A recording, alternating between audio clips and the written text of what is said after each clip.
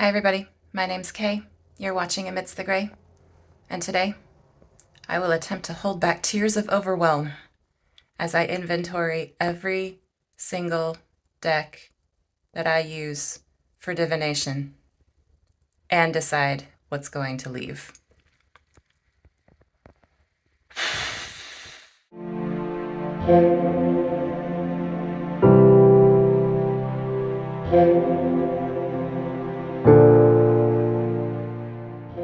I have been wanting to do this for ages, um, but I wasn't exactly sure how I wanted to go about it without over analyzing and becoming just completely overwhelmed by what I would see in front of me. And the way I'm actually going to do it is the way that I thought would overwhelm me the most. But in the end, I think it's the best way. And I was really inspired by a video that Jess from the Stitchin' Witch did, I think about a year ago, where she did this same process, and she just got out every deck in her library and put them in piles just all in one place and didn't divide them up between what was tarot, what was oracle, what was whatever, no categories, just all the decks in one place. And she went through each one at a time and just decided really quickly and intuitively what stays, what goes. She had a keep pile, a maybe pile, and a pass pile. And that's how I intend to do this. So I'm taking a note from Jess's playbook, and that's kind of how I'm going to go about this. And I just think those quick splenic, if you watch my video on my human design experiment on my authority, this will be a great exercise in splenic authority. um, ah. I'm gonna make some coffee first because it's gonna be a while.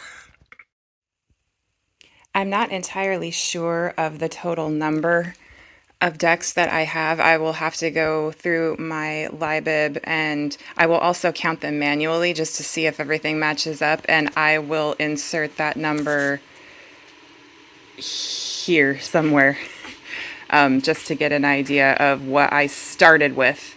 And then I think at the end I'll post the number that I'm actually keeping, because this is a lot, but the majority is actually, I feel, going to stay. I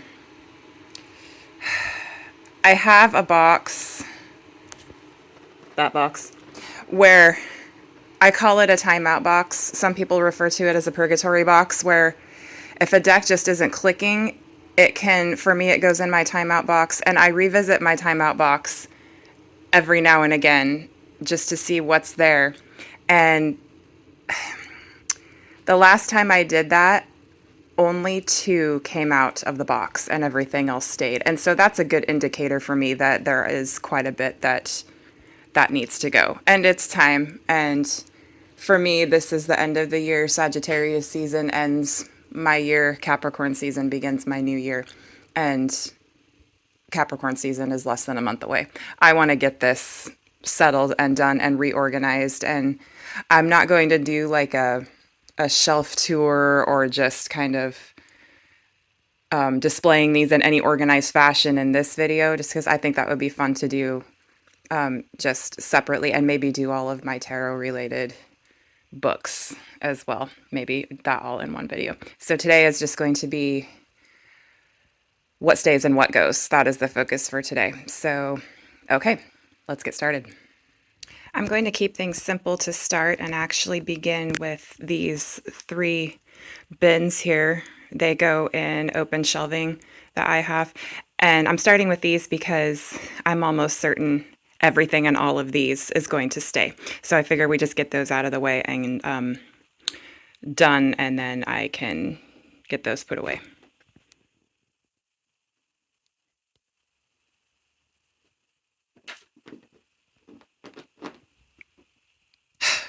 Cats.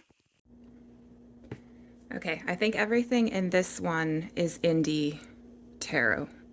Pretty certain that's the case. So, and I'm also confident everything is going to stay.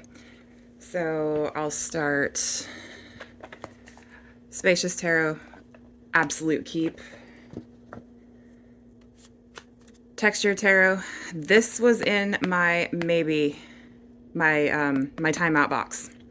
The last time, this was one of the ones I pulled out, and it's going to stay out. It's a keep. Actually, let's do this. Sacerabido, this is actually the newest deck in my collection, which is interesting because it's actually been out for quite a while. This was the special, it's not really different, but it was the, what did she call it? The F2020 edition, and it had a duplicate of one of the fives. It was either the Five of Cups, I think, or the Five of Wands, and so it was, she printed out or included a copy of the other one that was duplicated, and so you end up with all of the fives plus a duplicated one. So nothing overly different other than that. But yeah, this one is new. It stays. Anything I've gotten this year, I think the rule is pretty much it's going to stay, just so I can get acquainted with it. But yeah, Sacerabido stays. Light Visions, James Eads, stays. Yanase Yaos, this is the 6th edition medium, I think. She came out with, there was like a small, a medium, and a jumbo. And this is like the tall, kind of the tall, skinny version that came out in previous editions. This deck is based loosely on Hodorowski's take on the Marseille, and I kind of, a little bit out there, Hodorowski, but I actually do resonate with a lot of what he has to say about Marseille. And this is a really cool, absolutely gorgeous modern take. And so, Yanase Yaos 6th edition is, and she signed the box, which is great. Absolute keep. Tarot of Marseille by Patishi. This is the closest thing to a traditional Marseille I own, and that's saying something because he changed the color palette. I love this color palette. It's earthy and gorgeous, and the titles are also, though, in English, and they also have probably my favorite card backs of any deck that I have. But earthy color palette, titles in English. So not at all traditional, but definitely more resonant for me. So Tarot of Marseille by Patishi. If you don't know who Vincent is, he's a tarot teacher and author. He's written several books, and he has a really fantastic YouTube channel called Tarot Maps with an S at the end, not to be confused with Kasha's channel, Tarot Map, but his is Tarot Maps. Really, really great channel and really informative content. So I highly recommend his channel if you're interested in Marseille at all. And he also reads with RWS. But really interesting guy, and I love his content. Stays. Keep. La Corte de Tarocchi by Il Meneghello. This deck makes my heart happy. It's very, it looks old world, but it's very modern. So it's kind of that nice, and it's got that paper. Yeah, this is a keep. I don't use this one actually too terribly often, but when I do, I get a lot out of it. Now I've got to get it back in the box. And since all my Il Meneghello decks have become special to me just because the master artisan, I can't remember what his name is. I'll insert it somewhere here. Passed away not that long ago, and so the Il Meneghello decks for me have become very special. This is my Pagan Otherworlds. This was featured in my formative decks video that I did for, it was formative for me for how absolutely amazing production of a deck could be. I keep it in, they all have tuck boxes, but they come with bags. However, there is one of their decks that I have that I cannot find the bag for, and it's driving me crazy because I know it's here. So that one is currently in its box. But Pagan Otherworlds by Uzi is a keep.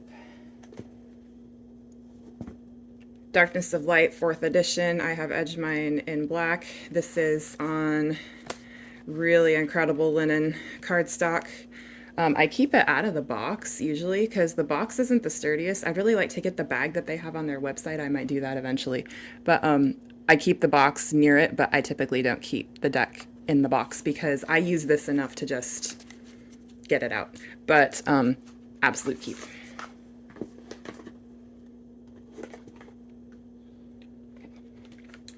This was the last deck I purchased at the end of last year. This is the Maraloon Tarot. This deck is incredible. It's available on Make Playing Cards and Game Crafter, but I went with the Game Crafter version because it has really, really nice linen cardstock.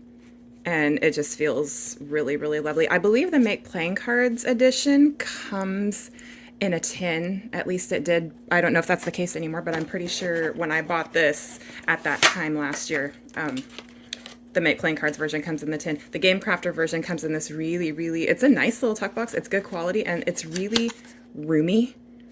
I mean, even with the little guidebook, there's still plenty of room in there. It's not like you're wedging it in and out. So Maraloon Tarot stays.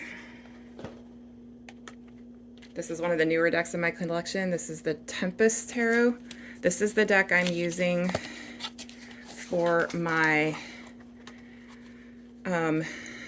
year ahead reading that I'm going to do for next year because my card of the year, I'm going to do a card of the year video because I just need to.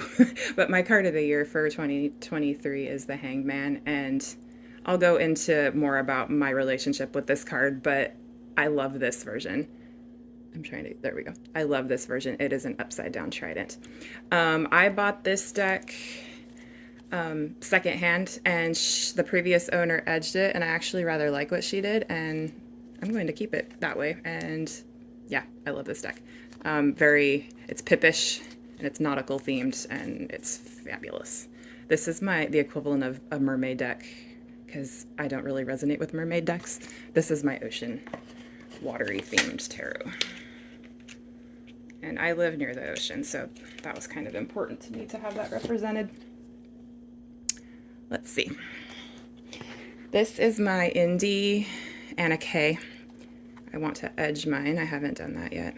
This is available from Llewellyn, mass market, but I really wanted the indie edition because I absolutely love the size. I have really short, squatty fingers, and these kind of shorter cards really work well for me.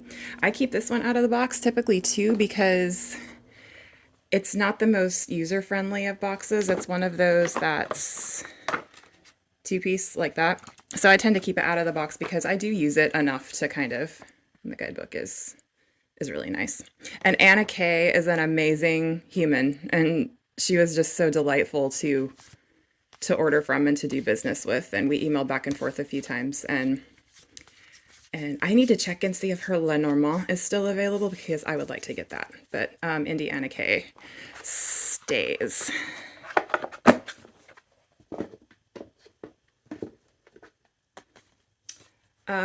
The Tarocche Fina della Torre and Bologna. This is, this deck is stunning. It is from my Italian is non-existent and my accent is probably terrible. So the Museo Internazionale di Tarocchi. De Tarocchi? Yes. But I ordered directly from them. I saw this deck for the first time on Kelly Fitzgerald from The Truth and Story. She did a video on this deck and my jaw dropped to the floor. I have a thing for Italian decks. I touched a little bit on that in my formative decks video, but I don't know if I'm a collector. I don't really think I am because I typically, with the exception of a couple, I typically use everything I've got. I don't know, they're tools for me, but I do have a thing for the Italian decks, and I have since amassed a few, and a lot of them they're artisan and they're extremely high quality, and it's a thing. I like them. The Italian decks for me are kind of what Marseille is for people who love Marseille. And I love Marseille as a system, and I actually use my Italian decks in basically the same way. Tarocchi Fina della Torre stays.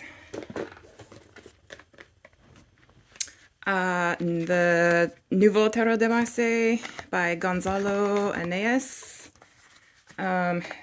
This deck and I have a bit of a history. The first copy I ordered was lost in shipment and never made it to me. And so I emailed Gonzalo and let him know what was going on, and he very kindly like express sent a new one out.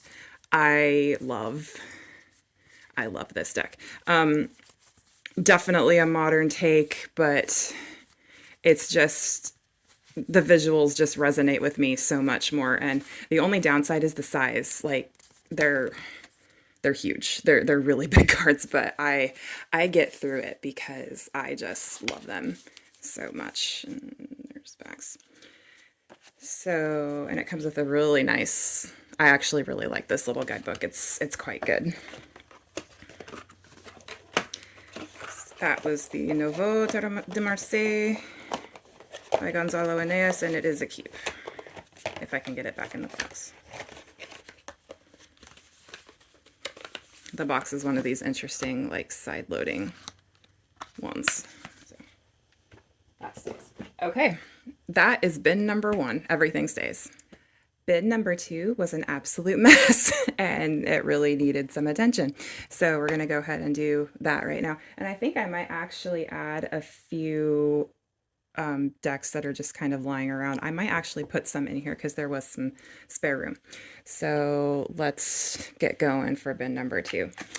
Illuminated Earth and Faceted Garden Oracles by Claire Mack. I love these decks. Claire Mack is a Washington State-based creator, which is where I live. I resonate with much of what she does, and yeah, I love these. They stay. Connected and Free. I'm not sure which edition I have. It's one of the later ones because the book is smaller, and I know, and I think I've seen bigger guidebooks, and I think that was from the earlier edition, but this deck is currently out of print, and it's one of my favorite oracles, and it stays. This was my unicorn deck for 2 years, and I finally got a copy secondhand from a lovely person for an amazing price. I have yet to print out the guidebook, but I have all of the pages kind of ready to go. I just need to do it. This is the Universal Mind Oracle. Much of the artwork is photography based, which is something that I do appreciate when it's done well. This is as close to, I guess, starseedy as I'm ever going to get. I don't particularly resonate with that energy, but this art, for some reason, kind of, in a way, takes me there, but in a way that makes sense to me. This deck is also out of print, but they do pop up. It does pop up every once in a while, and I just happen to be in the right place at the right time for this one. So this is the Universal Mind Oracle. And a definite keep.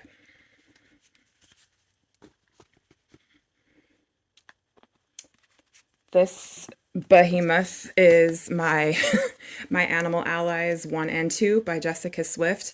These decks are so beautiful, and they're so reasonably priced. I think I paid $22 each, and they're large decks by themselves, and then you just I just combine mine together because the backs are identical. There's no distinguishing between the two decks, and I just put mine together. I use this one sparingly, but when I want to use it, I really want to use it, and but yeah, this is one I don't see a whole lot, which I think is kind of a shame, just because I think it's underrated just in general, and it's just beautifully produced.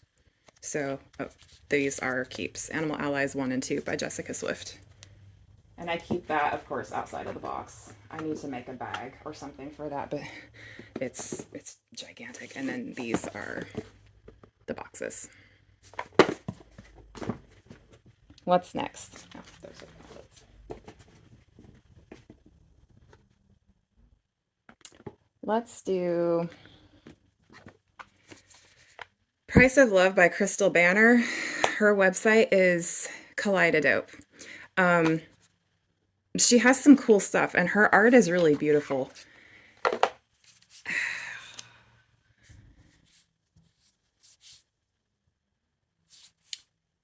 And there's a deck that she did, I believe, that is now available from Hay House. It's not this one.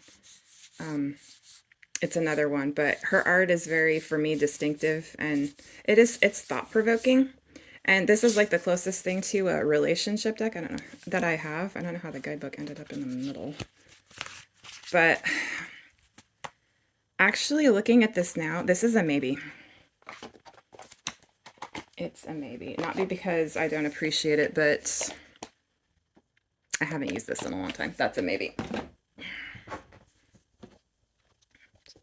There. Okay. Newer deck to my collection. This is the Indie Urban Crow. When I found out Hay House was coming out with their own version, I knew this was going to go out of print, and I scoured the internets to find a copy of the indie edition, and I did find one from an independent shop, and it was very reasonably priced, so I picked that up. This includes, and after I bought that, I bought the expansion pack from MJ. So this is the expansion pack right here, plus, and I do use them together. I do combine them, but just for the sake of space. And I keep both of the guidebooks in here with the expansion pack. MJ, of course, is the creator of the Crow Tarot. It's a very beloved deck for many people. I really like this deck. It's very balanced. There are light cards and shadowy cards, which is something I really appreciate, because that middle ground and finding some neutrality on the spectrum, you know, that's important to me. That's a big part of my channel name and kind of how I approach life in general. We can't discount shadow. We need it. It's important. And I keep it tied with a little string that came from an incense package. I'll retie it later because I'm fumbling. But Urban Crow, MJ Cullinane Stace.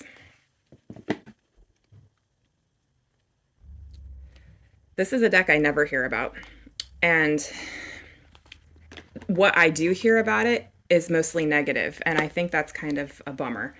This is the Journey Oracle by Adrian Trafford. This is a Schiffer deck. It's really glossy. That's kind of the only thing I don't like, but this deck for me is kind of what the Nicoletta Ciccoli is for others. I did not buy this with and some of the cards are horizontal, which I know some people don't like. It doesn't bother me one bit. I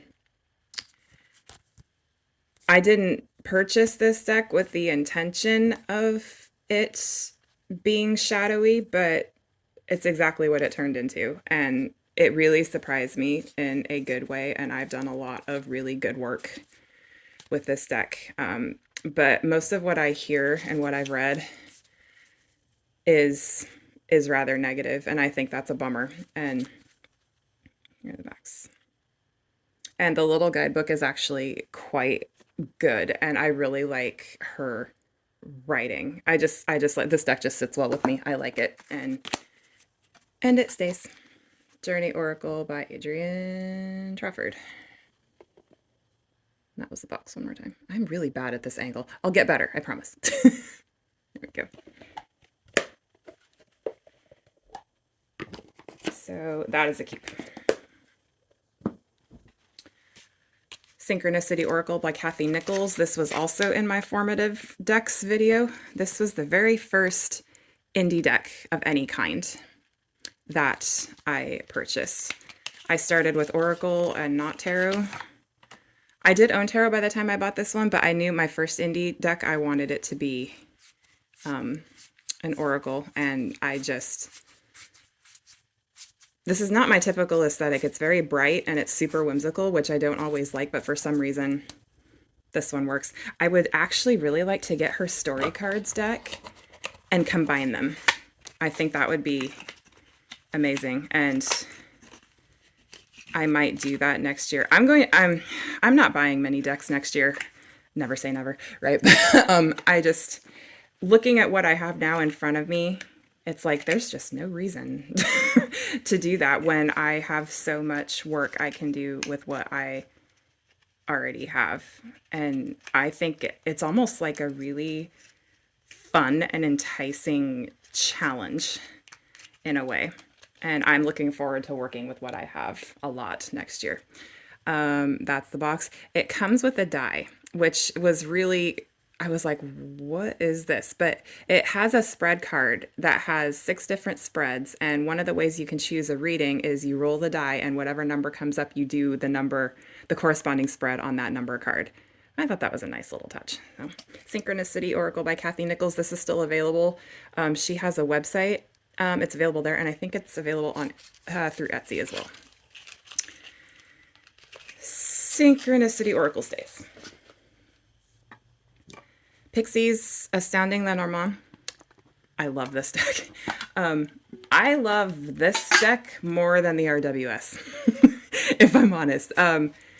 This is a Lenormand, just works really, really well for me. I'm really new to Lenormand. I don't intend on getting that many Lenormand just because I figured out really quickly what I like and what I don't like in Lenormand. I do not like a lot of clutter because visually that just jumbles my conceptualization of what's in front of me. And something I've learned about myself in Lenormand is that I became kind of discouraged just because a lot of teachers and resources say you have to master all of these card combinations and these sequences. And I was becoming frustrated in a way because that wasn't sitting well with me. And then one day I just decided to do a grand tableau. I just laid out 36 cards, and all of a sudden Lenormand made sense to me when I had the entire deck out in front of me, all 36 cards. I'm a big picture thinker. And if I can see that whole scope of what's going on, it worked for me. And so I don't really read Lenormand unless I feel the need to do a grand tableau. And this is a really great deck in a grand tableau. Speaking of Lenormand, I have one that I can't find, and it's driving me crazy. I will insert a photo of it here. It is a Lo Scarabeo Lenormand. It's very traditional, and it's very, very much, I just like it. And I really want to, it has white borders. I want to trim the borders off and make it even smaller. And I think it will be really great for me once I do that. So I cannot find that deck, but I am including it verbally just so you know. And there we go. I need to put things right there in order to get them to focus. Got it. Okay.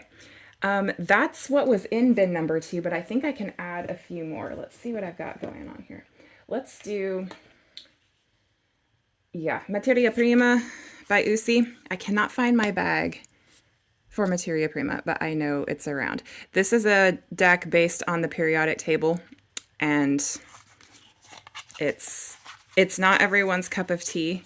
But, and the box is, this is why I don't want to keep it in the box, because it's really snug.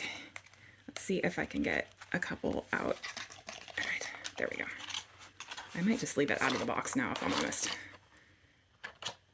I might just put it in there like I do with the Anna K and the Darkness of Light. I might leave the box in there, but I mean, and it's that same. This one isn't linen. Oh, is it? Oh, yes, it is. It is linen, but it doesn't seem as linen-y as Pagan Otherworlds, but yeah, it's gorgeous. And Materia Prima stays. And I will just tuck the box right there next to it. I'll close it first. Maybe I'll tuck it back in the corner. There we go. Okay. And following the Usi line here, I'll go ahead and put my Supra. This was my birthday present to myself in 2020. No. 2019. One of those. I can't remember. This is a deck based on Jungian principles and Gnosticism. It's kind of a mashup of those two things, and I've done a lot of deep work with this deck, and I love it, and it stays. Super Oracle by Usi. It's gonna go in bin number 2. Let's see what I've got here. That might be a good fit. Here we go. This little bag, this bag had a candle in it when I bought it. It was a vanilla chai scented candle. And I was like, that's the perfect size for a deck. And it smelled amazing. It still smells like vanilla. This houses my light and dark editions of, if I can get them out here, the Arcana Tarot playing cards by Dead on Paper. I believe the light version is still available. I do not think the dark version is available at this time, but they kind of come and go. I got the dark version first at the beginning of 2020, and I did edge it in black. This is a playing card deck with the addition, all the courts are featured as well as a major arcana, and the artwork is incredible. And I really wish, is this upside down? Some of them. I really wish that I would actually not mind a larger version of these because the art is incredible. So that's the dark version. This is the light version. And it comes with a bunch of extra kind of fun cards. And the minors have the corresponding tarot suit. So those are cups right there. Those are swords. So they do have that on there. Very reason. I think they're having a sale right now, and I got an email from them, and I think this one is 22 US dollars, something like that. So this is on sale as of November 25th, 6th, 5th. Black Friday weekend, if that's helpful. Yeah, these are on sale right now. The light edition. Yeah, these are absolute keeps. I love them.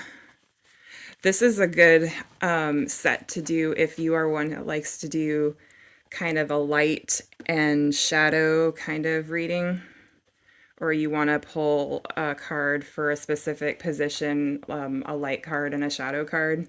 This is a great option for that. So Arcana Tarot Playing Cards, Dark and Light Edition, they stay, and they're going to go in this bin because there's room right in front there. I only have one in the maybe and nothing in, but I expected that because I did feel that most of these would stay. Oh, let's go ahead and do a pass because I know this one is going. 5 Cent Tarot. This was my very first indie tarot, and it kind of broke my heart a little bit. Not because it isn't beautiful, it absolutely is. This is the first edition, and mine has the green, the dark green backs and edging. I just learned from having this deck that animal tarots do not work for me. They just don't, and I had to learn it the hard way, but this deck is fabulous, and I also learned that keywords are not for me because I have my own associations. Even very early on, I did, and I just didn't feel that these added anything to the party as far as that was concerned. So beautifully produced, just not for me. And I also have the guidebook and the spread cloth, and that came with it was part of and these were like Kickstarter leftovers, I think. So I have the whole thing, and I know that is 5 Cent Tarot is a pass. Okay. What can fit? Actually, let's do another pass, and this one startled me a little bit because it's actually, I've had it more than a year, but only just the Moonchild Tarot. I'm passing this one. And I was really surprised because I was extra cards, I was very in love with it for a very long time. And then I got it, and every reading I've done, it's given me nothing. I get nothing from this deck. And I don't know if it's the art style. I don't think it is, because I am perfectly good with collage decks. I do not have a problem with them, but this deck gave me nothing. And it's beautiful. It's really, and so many people, this is like a staple deck for so many, and it's really beautifully edged. Production is gorgeous. It's just flat for me. And it was it was kind of a surprise. But that being said, though, I was kind of intrigued. Actually, I am still kind of intrigued by the Shadow Edition, I believe, is currently available for pre-order, I think, or soon to be. And I will take a look at that because some of the cards looked different. And I just want to see maybe that version would just settle with me a little bit better. But this one, and it's in really good condition. This one I also got secondhand. So, and I am passing it along. Pass. Oh, we'll do another pass, actually.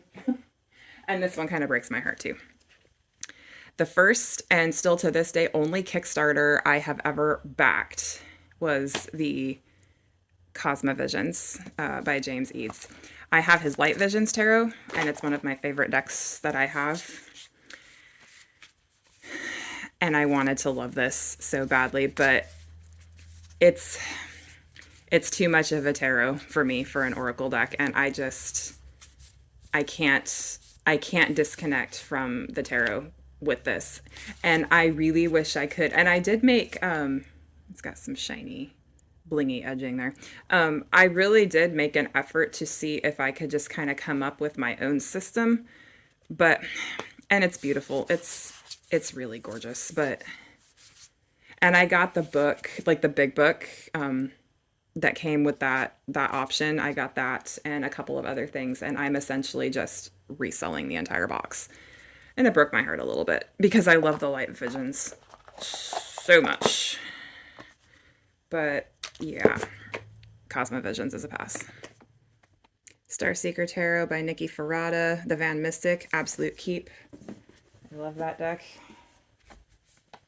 Encore Tarot by Ciro Marchetti. Keep.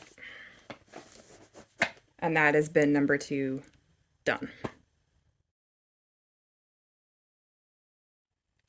And now we get to bin number 3, also known as the Mass Market Oracle Tower. This bin is, I think, all mass market oracle, but ones that I use often.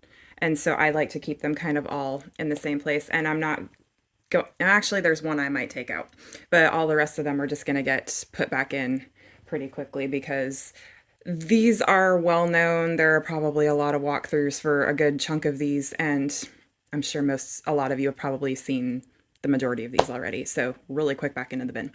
Wisdom of Avalon. This is an earlier Colette Baron Reid deck, and I think it's one of the most underrated mass market oracles available. I get so much much out of this, and it is a keep. No question. Numerology guidance cards. This is a staple in my collection. It is a keep. Did that focus? I'm learning. There we go. Keep. Spirit Messages by John Holland. This was in my... A lot of these are Hay House decks too, by the way.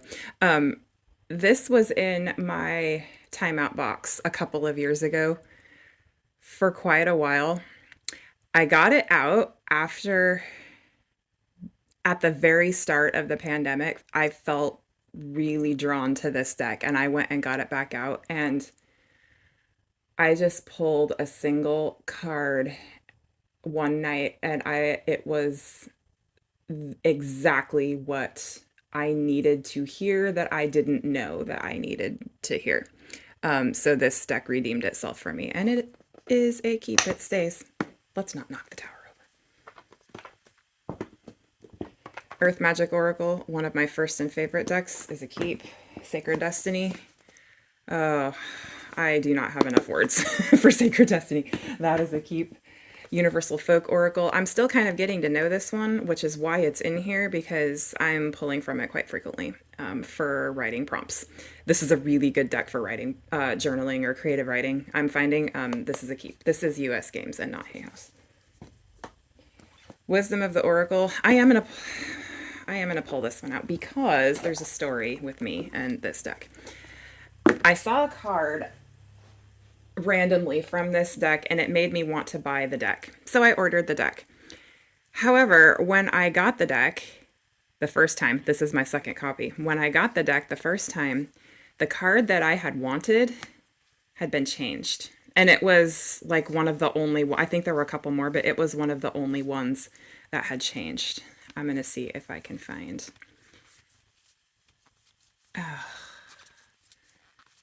I've got the SpongeBob 2 hours later thing going through my head now. Let's see. This one. This Fates card, I saw this online and I was like, this is when I was first getting started with Oracle and I didn't know what anything was, but I figured it out really quickly what deck it was from. I ordered it during a sale and the one that I received the newer printing and the Fates card had been changed. And it was a lovely card. There was absolutely nothing wrong with the card, but it wasn't this card. And this was the one that I felt connected with. And so I didn't use my copy for quite a while. In fact, I used it for trimming practice and I completely butchered it because this is really glossy cardstock. And I actually figured out the hard way that I like the borders. And so I happened to be, it was kind of like the Universal Mind.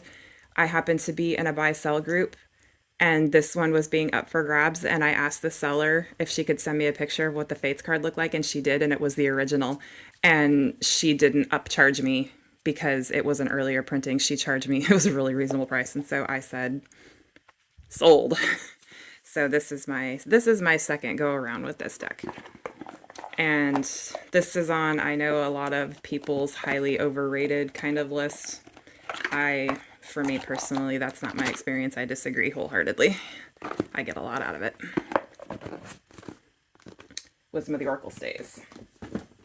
Vintage Wisdom Oracle is really gorgeous, and I did a lot of work with this deck while my dad was hospitalized with the virus that shall not be named last year, as well as another deck, which I'm going to try really hard not to cry when I talk about. Vintage Wisdom Oracle stays. Really fabulous, gorgeous, really just visually appealing deck with really great basic keywords. Stays. Magdalene Oracle stays. Oracle of the Roses. This is relatively new for me. This is a Sherilyn Darcy deck. She's done a lot of flower-based decks. I bought this because I felt I work with my relationship with deity is odd, and I work with the Venus archetype somewhat regularly. It was an archetype that kind of made its presence known in my life last year, and not the Aphrodite archetype, the Venus archetype. And I know there are kind of a lot of people interchange them, but I don't feel the draw to Aphrodite like I do to Venus. Actually, the Roman pantheon in general, I wonder if it's like a past life thing. But anyway, I associate roses with Venus. And I have a hard time with deity decks that depict deity as human. Because in my view, they're not human. They're so much more than that. So conceptually, I do better with deity and symbols. And for me, roses represent Venus. But as I was using this is turning into like story time. As I was using this, I started feeling very close with my grandfather, who I really did not know really at all. Sadly, we just never developed a relationship. But he was an avid gardener and he had two green thumbs and he grew absolutely stunning roses. And this is like a very feminine deck, I would say, just by visuals alone. But it really connected me with my grandfather. And so it's become almost kind of an ancestor connection for me as well as Venus. It works for me for both. And each of the cards is an archetype: the pioneer, the sensualist, the father, the liberator. So if I want to do like Venus work or ancestor work or archetype work, I can use this for any and all. And sometimes they merge together, but and the backs are really, really pretty. But yeah, Oracle of the Roses, relatively new, but I don't think it's ever going to leave me. And it stays. Animal Kin. This one was in my maybe box, or my timeout box. Actually, maybe I pulled 3 out instead of 2, because I think there's one more. I have quite a few animal decks, and I didn't really know how many I needed, but then I realized I wasn't really connecting. I mean, look at these. They're so pretty. But as far as like the animal connection, I connect more with the Animal Allies, the Jessica Swift, the 2 decks I put together. For animals, and another one that I have got. For animals, I connect with those better. For these, it's the keywords. And I do a lot with these just super simple keyword decks. Those are really important to me. And I pulled this out. And I pulled a card because I needed a card with a keyword. And I pulled from this deck and it was perfection. And I was like, okay, then you stay. You redeem yourself. And this is the Hay House mass market version. This is not the indie version. There was an indie version of this, but this is just the mass market version. Animal Kin Oracle by Sarah Wilder stays. This one I'll pull out because I don't see it very often. I think a lot of people are put off by the small number of cards in relation to the price, because this deck is not cheap. It is the Tree of Life Oracle. I love these Schiffer magnetic boxes. They make me so happy. That being said, I do not like the glossy Schiffer cardstock. I don't mind gloss really, just as far as usage is concerned, but if it's gonna go on camera, actually that's not too bad. If it's gonna go on camera, it's kind of meh. But this is a small deck. I think it's 30 cards. 30 cards. And it's not a cheap deck. That being said, I had a few moments with this deck. This was also a deck that I used at the beginning of the pandemic when our entire world changed, my work changed, my son's life changed, our family changed, everything changed, and this was the case for like everyone. This deck got me through some emotional lows, and in a very surprising way. And like I said, and the backs are, I don't really care about backs as a whole because I'm not looking at the backs, I'm looking at the front. But yeah, I know some people are put off by text on the back, so this does have that. If this ever came out in matte, I would probably buy 2 copies of it because I just like it so much. So very attached. Tree of Life Oracle by it's a Schiffer deck by Elaine Clayton, I believe. I think Elaine has done a couple of other things, but I can't recall off the top of my head what they are. But if you want to know more, maybe Google that name and see what you come up with. But this stays. Oracle of Mystical Moments stays. This deck is a magician kind of for me, as far as I like to do stream of consciousness writing with cards. Just pull a card and just like vomit words on the paper, just whatever comes, kind of like morning pages but with a twist. And this is one of the best decks for me in my experience to do that with. I get so much comes out of me with these cards. This is Katrine Wellstein. This is a well-known deck, and it's US Games, right? Yes, and it stays. Let's see if I can put that in sideways. Messages from the Light Meditation deck. This is a maybe. Wrong box. That box. Sacred Rebels by Alana Fairchild. This is the earlier printing.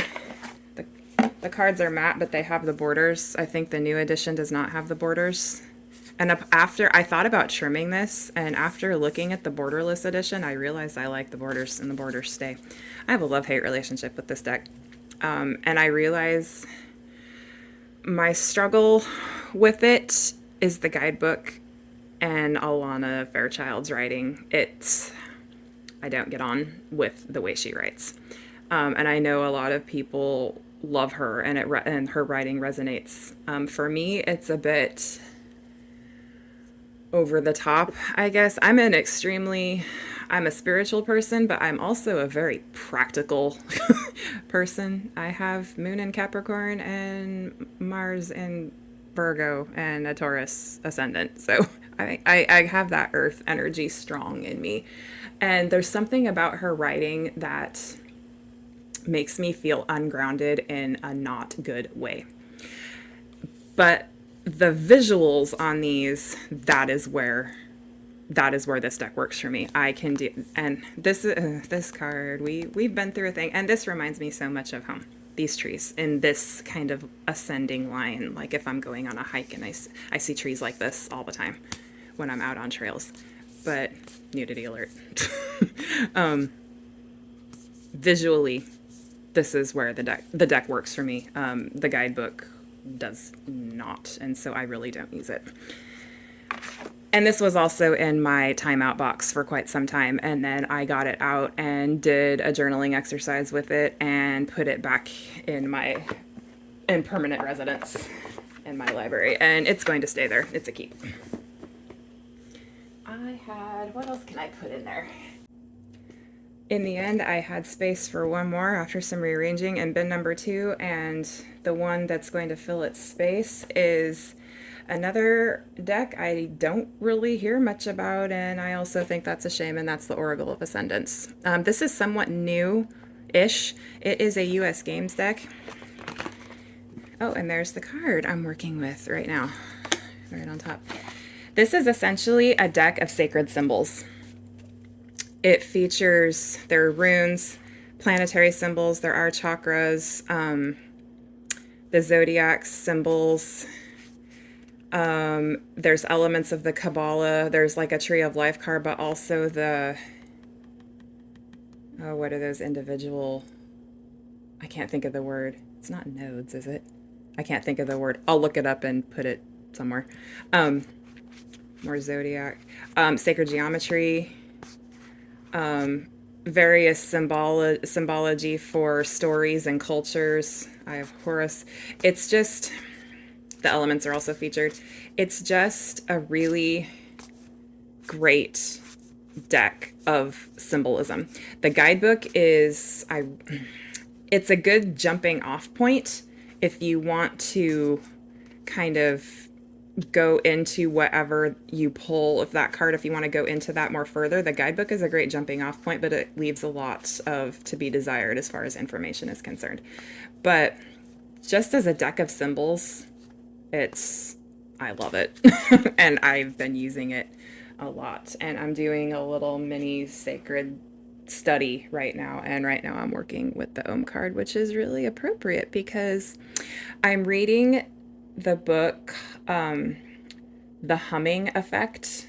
I'll put in a picture of the cover somewhere, and it's all about healing through self-created sound, whether that be humming or singing or using your voice for healing purposes. And this is very appropriate with regards to that. So, and I drew this. I didn't intentionally select it. This is what I drew. So, yeah.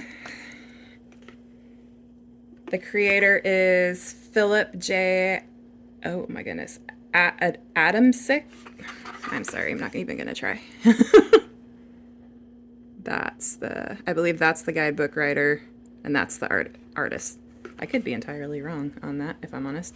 Let's look in the guidebook. Let's dig into the guidebook and see if I can find the creator's name, or guidebook written by that person. So I think the other person was the artist. It's not always easy to tell. Artist? Here we go. Yes, so that's the artist. And it's been out for a little while, but I kind of had to hunt for a walkthrough when I when I first read about it, just because, and still even now I don't think there are that many. It's one I don't hear about, and it's US games, and it's really nice, and I love it, and it stays, and it's going in bin number 2 because I use it regularly. And that's bin number 3 sorted. Yes. Next, I think I'll attack my little holder here that stays on my desk, just because these are, that one moved. These are no brainers for me, but I'll still let you know what they are. Okay, first one up. I have some other miscellaneous things. That's a Traveler's Company writing board. And I've got some pocket-sized notebooks. That's a passport size. This is the... What is this? This is the bag that my Ace Hotel Traveler's Notebook, I think, came in. I honestly don't remember. But it's just ended up in there. Okay. These are decks that I am either modifying or working with in a very particular way where I just want them out. And so the boxes are elsewhere. This is the mass market edition of the Connolly Tarot. I have edged mine in black. I'm doing a bit of a study with this deck just because I've gotten some of Eileen's kind of primary source material that's no longer... I cannot unsee Tori Amos when I see that Empress. Sorry to you now if you also cannot. This deck is RWS inspired, but it's different. And that is what I'm finding I want now in decks that are RWS based. I don't mind the approach, but I want something a little different. For example, that 3 of Swords is brilliant. The 10 of Swords in this deck, did I already pass by it? The 10 of Swords in this deck is one of my favorite 10 of Swords of all time because it is how I see the 10. I probably already passed it. That's how this works, right? Aha. The 10s for me are about transcendence. They're less about completion and more about transcendence. For me, the 9s are almost completion. It's like the peak of the energy. And the 10s are like the come down and the moving on. You have that potential of the 1 with the infinite possibility of the 0. And swords for me are mental. They're the suit of the mind. And so mental transcendence. And I think this this 10 of Swords for me is, it just communicates that so well. A couple of the cards have been renamed. For example, I think the Devil is Temptation. You can find walkthroughs online if you're more interested. There are others. There's a vintage edition that has the marbly backs, and there's also a mini vintage edition, and I'd really like to get my hands on that one. But I actually really like these backs. And this is a US Games. And again, I did edge mine in black. Connolly Tarot. Keep. Universal Worth is in here because I am in the process of trimming it down. This is a deck that has Worth Majors and Hughes Picard inspired minors, which absolutely fascinate me, but also confuse me because the cups and the swords are switched. Swords are the suit of water, and cups are the suit of air, which I'm still getting my head around that. But, and this is, you know, the typical low scare bit with the languages. But I'm getting acquainted with this, with the imagery slowly, just so, like, look at that. Just so I can know offhand right away, just because the minors are different, what card is what. So this is a deck that I'm not currently reading with. I'm Kelly Fitzgerald. I'm going to link Kelly's video about Hughes Picard minors because it's amazing. And she has, I think, 3 decks out where she compares, and she has some source material that's really fantastic. And I think Tom Benjamin did one as well. Honestly, I don't remember, but I'll link Kelly's video because it's great. But I'm in the process of modifying the Universal Worth, and so that's why. And the backs didn't turn out as wonky as I thought, so I'm actually okay with that. So getting modified, and it stays. This one, they will pry from my cold dead hands. And that's the Way Home Tarot. This is the deck I've been working with for the entirety of 2022. I did a seasonally based year ahead reading. I've been working with those 8 specific cards. I'm doing my year ahead reading different this year. That Hierophant card, and I have been through it this year, and I love it. And earlier when I said animal tarots don't work for me, I still hold to that, but these courts are everything. I have a very elemental view of the courts. I see the courts in a very elemental way. And for me, this deck is a direct reflection, besides one other deck that I have that I think does it maybe a little bit. No, actually, I think this one does it better, but the other one does it in a way that works for me too. The courts are just everything for me in this deck. And a lot of the minors feature animals, but it's not solely animal. And I can work with that, I've discovered. And the minors are also really pippish, which I love. Like, look at that. Like, the Father of Wands for me is the heir of fire. And look at the lightning going. Ugh, so good.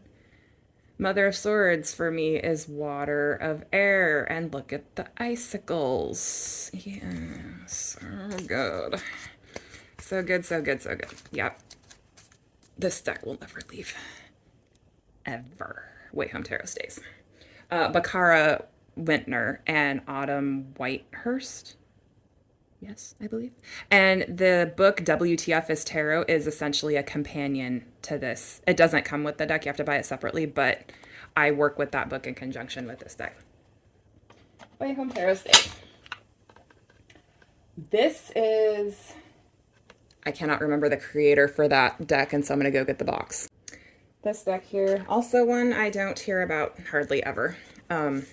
This is the Sacred Geometry Healing Cards by Emily Kisvarda. The guidebook for this deck is incredible, and it's on my, I'm not going to go get it. It's on my frequently accessed resource shelf. But these cards for me get me to a place where I don't want to say like out of body, because that sounds over the top, but also kind of not like. And there's sound healing in this as well, which, and there's another one which just yeah, that one I'm not overly fond of, if I'm honest, but I can overlook it. But these cards for me are, I don't know, this is a very existential, I don't even know if that's the right word, but yeah, there's something about this deck that just it's great for meditation. I've had really profound meditations with these cards and visualizations and journaling and all the things. And this is a mass market deck. It is by, but it's not like, who is the publisher? Oh yeah, it is Red Feather. That's Red Feather right there. And I really like the guidebook. I think I already said that, but it's a great, it's like a little magnetic closure box, one of those. But I don't keep it in there. I keep it in my little holder there. And then there are the backs. So that's a keep. Sacred Geometry Healing Cards by Emily Kisvarda. Phoenix Gateways, I believe, is her website or her organization. There's information about it online and in the guidebook. But that is a keep. And the last deck in here is another one I'm in the process of modifying. I am not a quick, I'm shaking. I am not a quick deck modifier. I go slowly. So this has been in progress for a while. This is the Bianco Nero Tarot. This is a US Games deck. This tarot for me is it's very yang, it's masculine, and it's also very blunt. Like, let me find the Three of Cups. I don't think I've trimmed that one yet. The Three of Cups makes me laugh. Every single time, because the Three of Cups, and it is RWS based, but the Three of Cups in an RWS based deck is typically that kind of friendship, emotional networking, support system kind of card. Oh, I've already passed it. I haven't, have I? But there it is, the Three of Cups. And this deck makes me laugh because I think this is like the most judgy. Look at her face. It's like that is the judgiest face I've ever seen on a Three of Cups card, and it makes me laugh. It's blunt. It doesn't mess around, and sometimes I really appreciate that. And I think when I get on winter break, I might finally actually finish modifying this and the Universal Worth. So the Bianco Nero by US Game or Marco Proietto. Marco Proietto. He is the creator, and it's published by US Games. So that is my little highly accessible shelving mini unit, and it's going to go back on my desk right now. So I will be right back. Oh my goodness, I think I'm barely half done. This video is going to take forever to put together. But it's good and it needs to be done. So, okay, the rest of what is out, this probably will go pretty quickly because these belong in various places in my house, whether that's the curio cabinet in my bedroom or my makeshift storage that I created below my moon altar. Just various places that are not. Those bins I really wanted to get organized just because those decks are special to me and they're ones that I use a lot, and I just want to make sure that those were sorted. But and it's not like these aren't, but the rest of these will go by pretty quickly. And a lot of them are mass market, and so I never say never about stopping and talking, but I'll do my best to kind of just go through the pile. Okay, we'll start with this mini tower right here. Field Tarot, this is the mass market edition. If I ever get my hands on the indie edition, I will probably grab that and then rehome this one. And I also intend, but then again, I intend to chop the keywords off of this. And so maybe, I don't know if anybody will want it because I love the art, but I don't like the keywords. So the keywords are going to come off. But for now, it stays. Tarot of the Abyss by Anaturian, published by US Games. This deck is incredible, and I really can't say enough good things about it. Stays. Light Sears Tarot, another that's on a lot of people's kind of overrated lists. This deck is unbelievable. This was one of the first tarots I had, and I've also went through it with this deck. This is my third copy, and it wasn't because I got two backups. It was because the first one got here I am talking after I said I wouldn't. The first one had horrible printing errors. It was in that batch where it was just coming out mass market and the printing was really bad. So the first one had horrible printing, and I sent pictures to Hay House and they were like, "Oh yeah, well we're going to replace that one." The second one was incomplete. The printing was great, but I was missing half of the suit of pentacles. I like 4 through the queen, I think, were missing just randomly. And so I emailed Hay House and they were like, "Yeah, you're going to get another one." So this was my third copy, and this one was complete and wonderful. And actually, I will take this out just because I did edge it. And this was Aqua Sharpie, I believe, and it matches kind of sort of the box a little bit. Okay. But other than that, you know, this deck is everywhere. Oh, you can see walkthroughs more in depth. This deck for me is like conversation with a friend. That's just how it works for me. It's like the Sibylla of tarots, in my opinion. It speaks to me like informal conversation. So Light Sears by Chris Ann is a keep. Margaret Peterson Tarot, this is the standard US Games edition. This is actually going to be a pass, and only because this year I acquired this version by AGM. Is this the GB edition? It was labeled something, I don't know if it's on here, but the German version, the original German version, had these really pretty like Merlot colored borders. And then the back, that where the art went across the entire back of the card, and the newer US games version does not. And there was also an edition with the gray borders that had this back, and the cardstock I guess was better. I don't have that version. I wouldn't mind trying to acquire it later, but I love this version. I actually wouldn't mind getting the German version. The only thing I noticed though, if you have this, let me know. There are variations in the purple in mine. I don't know, is that a thing or is that just mine? And honestly, I don't particular, but look on the bottom there. It's darker than it, and I don't care at all. It's not enough of a deal for me to get another copy, but I'm just wondering if anybody else had that kind of tonal variation of the border or if it's just me. Let me know because I'm nosy. So that is the updated, I think it's an anniversary edition, maybe. They called it something different in the description. So this version of the Margaret Peterson is a keep. Fountain Tarot, I love this thing, keep.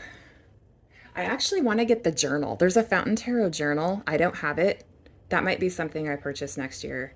I don't know. I haven't watched a review of it yet. I don't know if they exist. I'm going to look, and because I don't always like doing journal prompts by other people. I like coming up with my own. But something about that just it's a thought. I'm gonna look into it. But shiny box, keep. Mystical Shaman Oracle. I do not mess with the big box. I have the big box, but I keep it in the back of my makeshift storage lunar altar. So I keep it in the smaller box, and this is a keep. Queen of the Moon has been in and out of my timeout box, I think 3 times now, but every time I go to it, I pull it out every single time, and it's going to stay out. I'm keeping it. Tarot with Mystical Moments is new to me. It's new-ish. It's one of my newer decks, and it's a keep. I don't like the cardstock. I'm not a cardstock snob at all. I can work with anything. And honestly, though, here I am talking. Honestly, though, the thing that I have, it's not an issue. I don't have an issue with decks because there are more important things to have issues about. But the thing that kind of surprised me, besides the cardstock, was the size. Because these are more oracle size. And the oracle by this creator, the one that I gushed about a little while ago, that is more tarot size. So it's like the sizes are flip-flopped, and I don't know. I thought that was kind of weird, but it's not weird enough for me to not want to work with it. So, Tarot Mystical Moments by Katrine Will Stein, published by US Game Stays. That's that tower done. Next tower. My Quality Time reading cards by Deja Osborne, also known as Deja Druitt. They're beautiful. Each one suggests kind of a self-care activity to do, but I quickly found out that I can use my intuition to figure out what I need to do, and I don't need a card to tell me. So it's for that reason alone that it's a pass, but it's gorgeous. Another deck I don't see, in my opinion, nearly enough is the Moonlight Tarot by Inessa Bondarenko. This was available on Etsy. I'm not sure of the printing status as of now. This is a deck that is rooted in Slavic folklore. Not my culture, at least that I know of. But I appreciate what's here. And I don't identify as a witch, at least in this point in my life. I consider myself, I think, more of an occultist. Just, I have kind of that all-encompassing interest in the mysteries of things and what's hidden and unknown. And I don't know. But a lot of things that are considered modern and maybe even traditional witchcraft. I do practice, but I don't consider myself a witch. This deck, on the other hand, almost kind of takes me to that point, though. I've heard, who was it that has this, and she called this her soul deck? I don't ascribe to that term, just because I think our soul is multifaceted and we can have more than one. There was a tag about that, wasn't there? Didn't Kelly do a pieces of my soul tag? Maybe I'll do that one too. But oh, I think it was Deanne. Blue Crescent Tarot. I'll link her channel, but this is a deck that she loves, and I think she referred to this as like her witch deck, and I can totally see why. And it's not, for me, it's not shadowy. It's empowering. And I think maybe that's why I kind of have that association. I'm sorry if this is in and out of focus. Yeah, it's incredible. And I need to edge mine. A guidebook did not come with this, but there is a PDF version that you can print online, and I love this deck. And I managed to get, there are a couple of different, I guess there was a counterfeit one that was going around that didn't come with the box. And actually, I think Inessa offered a version that didn't come with the box, but I got the box because it's amazing. And it has a little, oh, P.S. I'm not going to link anything because I would take like a month. I don't think. If you want a link to a specific deck and you can't find it, let me know and I'll do what I can to find it for you. But yeah. I don't know, like I said, don't know what the printing status of this is, but last I checked, it was available. Yeah, it's so pretty. Moonlight Tarot by Inessa Bondarenko. Key. Oh, this is a handmade box. If you are familiar with Il Meneghello, you will recognize immediately what deck this is from. And that is the deck that is in here.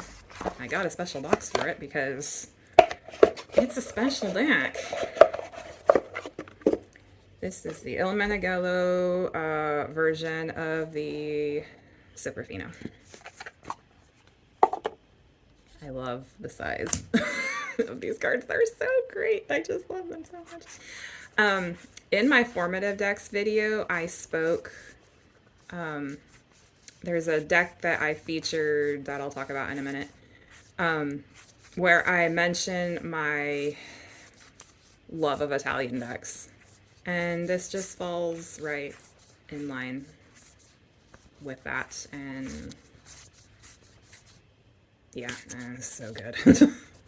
So like I said, all my Il Meneghello decks have become kind of special to me. And we got to choose, there were a few options for the box as far as what went on the front. And I'm not always particularly fond of sun cards, but I love this sun card. And so this is, and it's like it's almost like a tile. Yeah, so good. This deck goes in my curio.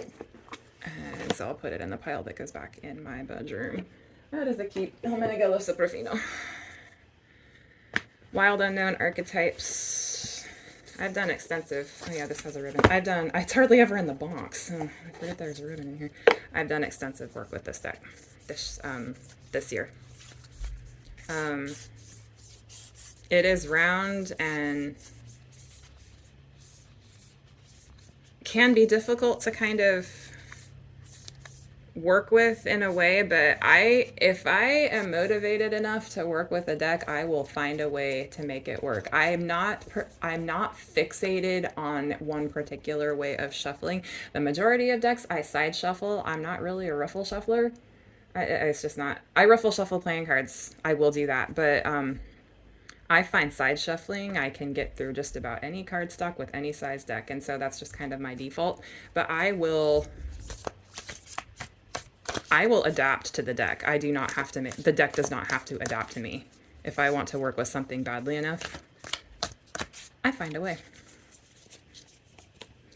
Archetypes decks are a thing for me. I have a few.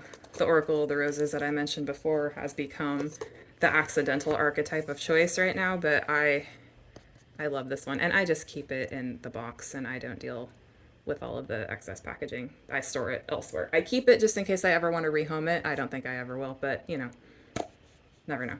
But wild unknown archetypes, keep. Secret language of color cards. This deck has the flimsiest, most awful card stock. I mean, just from a functionality standpoint, but I like it. I have a little collection of decks that are rooted in kind of this practical action-based advice. You know, there are verbs involved. And I have a few of these, and I can also bring in my own personal color correspondences, which don't always match with what's typically associated.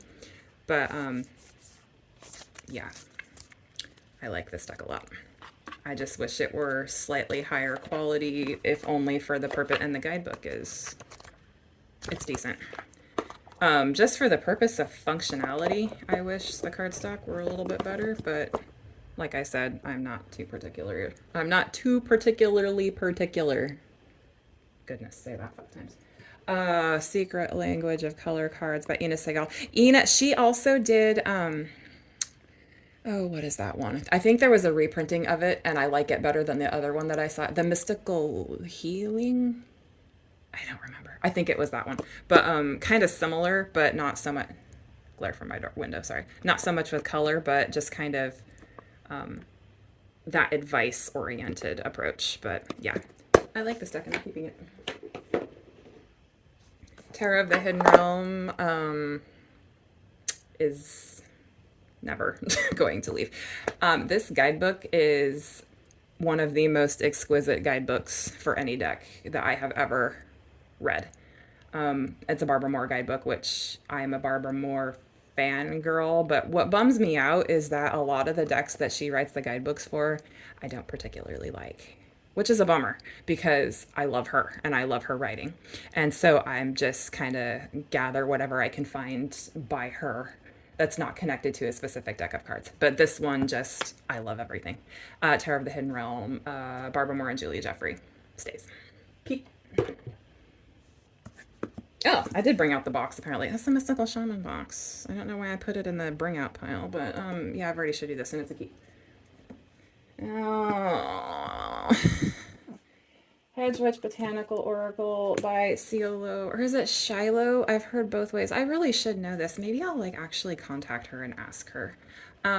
This is also in my formative decks, and this is the first divination deck I ever bought for myself. I wanted something. I knew I wanted an oracle deck. Tarot wasn't on my radar until a little bit later. I knew what tarot was, but as far as me actually practicing it, it wasn't on my radar until about 6 weeks later after this. But I knew I wanted a deck that had subject matter that I felt connected to and a keyword that I could use for a journal prompt. And this was just perfect for in every way. And I mentioned in my formative decks video that this guidebook has forever spoiled me for mass market guidebooks and how incredible they can be. It's so good. So good. And this is a deck I would like to make a bag for. Actually, I might go put it in my desk storage that I already showed because I use it enough. There's that. This is a well-known deck. There are reviews and walkthroughs all over the internet, but she is a Washington State-based artist and creator, and that was another reason I bought this because I wanted to support that. And these plants are plants that I see in my daily life because I live here, and so everything just like huckleberry. I mean, that is part of my regional heritage, and yeah, so good. My first deck for divination. And it stays. Next tower. Steampunk Tarot. This is also Barbara Moore guidebook, and it's a tarot deck I can get behind, and it's relatively new to me, and it stays. Keep.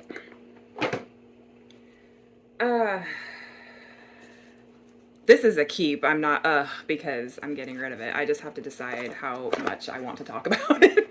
Elemental Power Tarot by Melinda Lee Holm. This is a Seiko Chico books, and if you're not familiar with them as a publisher, they're more known for their boxes that are ridiculous and side-loading, and the deck is split in half, and the cards are usually really glossy and pippish, and I'm not saying glossy and pippish is a bad thing, but it puts a lot of people off. But this production was a real departure for that publisher, and it was a pleasant surprise. This deck for me as a whole reflects the way I see tarot, I think, better than any other deck. With the minors, yes, the minors are pippish, but I love pippish minors. But the minors in the Way Home Tarot are a little bit more kind of in line with that. But as a whole, holistically, this is my perspective in a deck, and it was the biggest and most pleasant surprise of my year in 2020 because I got this toward the end of the year. And the cards are matte and really lovely, and like I said, not a cardstock snob, but just this was a step up production wise compared to what I was used to. I have another deck by them that is like another appendage for me. It's almost like another arm or another hand, and I'll explain why. But the cardstock on that one is so glossy, but this one is not. I spoke before about how I struggle with deity, and even in a lot of the majors, because the majors represent bigger concepts, and these are all symbolic. The minors are pippish, and they are configured in really weird and interesting ways that I have done some really interesting work with. I don't read reversals. This must have just got shuffled in backwards. But, like, look at the Empress. It's all symbolism. There's no person. And, it just works for me. And let me find a court. The court cards throw a lot of people off, put a lot of people off. And I can see why, but they're elemental, elemental power tarot. They're elemental, and all my majors are upside down. Why? I don't know. But look at that Fool card. I mean, it's so good. It's so good. And I've heard other people say my majors are upside down. What did I do with this deck? I don't even remember. But if you look at the courts, this is a court card, and you might be thinking, what? but it is, and it's a pure elemental representation of the court card. So, and that has the elemental symbol for the suit, so it can help you reference that. But and this deck has the elemental correspondences that I resonate with. There are different variations, but this is the one that I resonate with, and I was just thrilled. So this card right here is the Page of Wands. And the way that I know that is, first of all, you look at the symbol. What suit is it in? There's the symbol for fire. This is the fire suit, which is the wand suit in most decks. Not all. So this is the fire suit. But if you look down here, this is earth, and the wreath is earth. And the guidebook does touch on this, but intuitively, I already knew what this was when I saw the deck. This is earth of fire. That is Page of Wands. Pages for me are the earth of their suit, and that is how this is reflected in this deck. And that, like, and for the majors, like, look at the High Priestess. No people, but we have the pomegranate, and we have the pillars, and we have the moons, and we have some planetary symbolism and Kabbalistic as well. And the guidebook goes more into that, not to a huge extent, but some. And this deck just works. It's me in a deck overall, and it stays because I love it. Elemental Power Tarot by Melinda Lee. Keep. Good tarot. This was also in my timeout box, but it was in my timeout box before the last time. And I got this out last November of 2021. I got this out. I felt compelled to get it out. That was the month that my dad was hospitalized with the virus that shall not be named. He was hospitalized twice, and at one point it was very touch and go, and my family was a bit of a mess. And I did a reading with this deck, and in my experience with tarot, when I have something life-altering going on, I tend to get all majors in my readings, and that's exactly what happened when I did my reading with this deck during that time.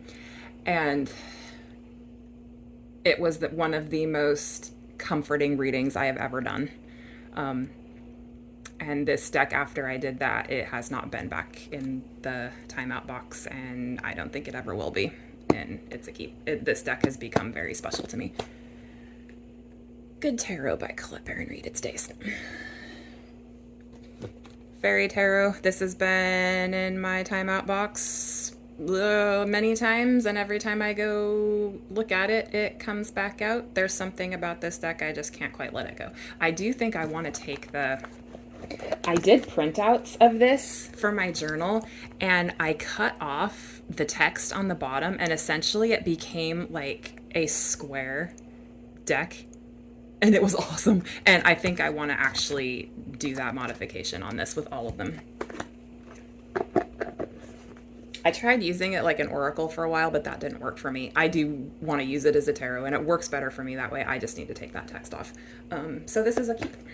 And this is just the Radley Valentine version with DV's name is not on here. Tattoo Tarot by Megamundan, published by Lawrence King. This was in my Formative Decks video, and it's never leaving me. It's a keep. The Answer is Simple by Sonia Choquette. This is a Hay House deck, and it is now out of print, which stunned me. I was really actually sad because I was hoping to get a backup copy for this, because I mentioned earlier I have a small collection of decks that offer like simple advice. This is hands down my favorite, and it's a deck I don't see very often, but it's adorable. I mean, it is. Just look at that. It's also sassy AF. Some of the cards are just, and you get them when, like that one. I got this one when it was totally appropriate for me to get that one. And it's so cute, but it's punchy and it's got sass, and it fills me with a happiness that I just can't describe. Because, and like this one, I love that one. Do not make a mountain out of a molehill. It's really fine. And there are references to God. The word God does feature, but that doesn't bother me at all. Yeah. It breaks my heart a little that this deck is out of print, because I wanted to get another one. Because I use this deck so much that I'm a little apprehensive because copies for this now, this was like an $8 deck. I got it for $8 on one of their sales, and copies are now going for like over $100, and I am just, it's appalling. But maybe they'll bring it back. I don't know, because I know she still has a couple of decks on Hay House that are available. And another one that I have by them, an advice-oriented oracle, recently went out of print, and I will touch on that in a minute. But this is one of my absolute most favorite decks Answer is Simple by Sonia Choquette, published by Hay House, is a keep. Angels and Ancestors. This one just got pulled out of my timeout box because, again, it's like the fairy tarot. Every time I go to get rid of it, I can't, and it comes back out. And it's actually one of my, I use this deck for one of my anchor cards for my seasonal reading that I did, and on point. I'm not the biggest fan, I don't think, but it's the art. Lily Moses, I believe. Again, it's kind of like the Sacred Rebels, where it's not so much the guidebook, it's the art. And that's not always the case for me. I'm a big guidebook person. Even with oracles, I love guidebooks. I read them all. And because I do like, I'm shaking. I also do some guidebook bibliomancy as well. So guidebooks for me are actually important. And yeah, for now, that one stays. Angels and Ancestors by Kyle Gray. Hay House stays. My numerology study deck by the Library of Oracles. This is out of print. This was also in my formative decks, and copies for this are going for exorbitant prices as well. If you want more information, you can go watch my formative decks. I break this down a little bit. And Kelly, I'll link another video by Kelly where she features this deck with reading pips, and it's a great video, and I got a lot from it, and so I'll link that. But yeah, this deck's out of print, and it's never leaving me. It's a keep. Okay, that's that tower done. Slightly different angle. The light is starting to vanish, so I'm gonna see if I can get these knocked out before it completely goes away. There are a lot of passes in here, and so that should go relatively quickly. So let's see how we do, shall we? Okay, we'll start with another little tower here. Okay. Oh, my coffee's over there. I'll go get it in a minute. Wisdom of Hafiz. This is a newer deck to me and to the world in general. This is filled, it's so pretty. And it's another one of those kind of advice-oriented decks. I got this card recently, Retreat. It was very appropriate and on point. And there is, Hafiz was a Sufi mystic, and this is very heavily rooted in Sufi tradition. And it's beautiful, and it's new to me, and why won't you focus? There we go. And it's keep. Aquarian Tarot, this is the mass market version. If I ever get my hands on a vintage copy for a reasonable price, it's obviously getting late in the day.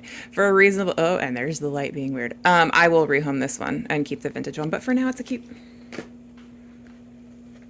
Tarot Classic, out of print, but previously US Games / AGM. This deck is so sweet, and I love it, and it's a keep. Cosmic Tarot, AGM. I have trimmed and edged mine. I edged it in, I'm not the world's best trimmer, and I don't really care. I just wanted the borders off, and I edged it in like a, trying to find focus in the new position here. Okay, I think that's it. I edged it in a navy blue, and it kind of meshes in with these backs, and I really like the way it turned out. I love this deck so much. It makes me smile. I don't know. It's special. And what's funny is, even though it's a cosmic deck, this deck for work-related readings has been absolutely amazing, which is something I wouldn't have thought of because, it's not exactly practical in aesthetic. But it works, and it's an amazing career deck, and it's a keep. And that's that. Keep. Dreaming Way Tarot. This was one of my first tarots. I'll take this one out too, just because I have also trimmed and edged this one. I edged it in multiple colors to kind of match the back. This was the deck I got when I wanted something a little different. This is still RWS based, but I was ready to kind of branch out a little bit with some different imagery in relation to the cards, and this deck was perfect for that. And this is another one that will never leave me. Dreaming Way Tarot, US Games, Rome Choi, and I believe Quan Shina. Yeah. And that's a keep.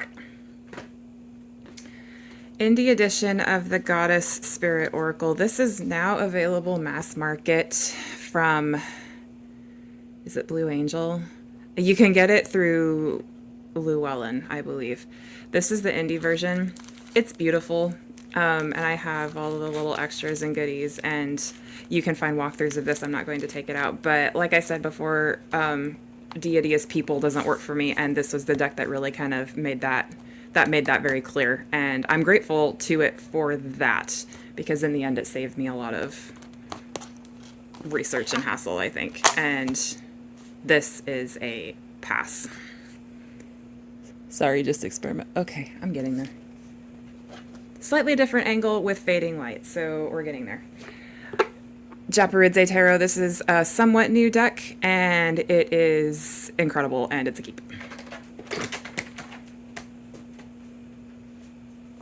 Tarot de Cortif by Ciro Marchetti. Again, this one is also slightly new. It is mass market, US Games. It is Marseille style, and I have a lot of work I want to do with this, and it's a keep. Next tower. Mini tower.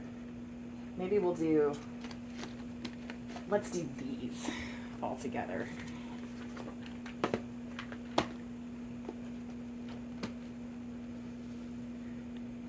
Okay. Steampunk, tea leaf fortune telling cards. This deck is really fun, and it's so beautiful, but it's not for me. It's a cartomancy style deck, but I'm settling in with Lenormand as far as that's concerned, and I haven't touched this in ages, and so this is a pass. So pass box. Crystal Tarot, Lo Scarabeo. This is another. I